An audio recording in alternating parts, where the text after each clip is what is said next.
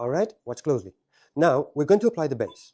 For the first layer, just think of it as evening out your skin tone. Apply it like this, then pat it in as you go. I just sweep it on a little bit, like this. It looks like this area doesn't have enough product. In that case, I just use whatever's left on here and apply it like this. What about making it look dewy and glowy? You go from the center of the face outward. And for powder, shading, or anything matte like a sponge, from the outside in, you need to use wrist tension and watch with your own eyes as you press and blend it in. But people usually don't do that. Most people just apply it like this and leave it. Or they start applying from here and then go from there. Suck it all up. It gets patchy. And it doesn't adhere well. Do you know which area gets messed up the most? Right here next to the nose. A line forms exactly along the edge where the product touches. That means it's not properly adhered, end of story. If your base is too thin, it can get patchy. So I apply a bit more from the very first layer, connecting all the way to the front of the ear. Then, for the second and third layers, you don't need to apply as much. You're going to apply thinly in the back anyway. But if it's too thin, the shading doesn't take well.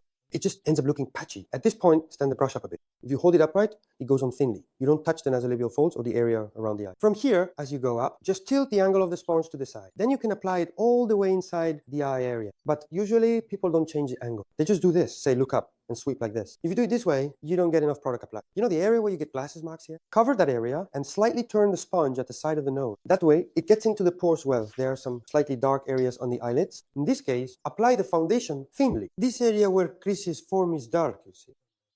And on the eye hole area, so it doesn't look sunken. Right here, under the eyebrow, you see this spot. Cover it like this. You can use a concealer product like this. Either a cream type or a liquid type is fine. Some people have darker skin around their eye. If you have darker skin, you need to cover up to here. Press gently just as it is, for better coverage. Some people say that their base makeup comes off when they apply primer. If you apply it with a sponge, it doesn't come off as easily.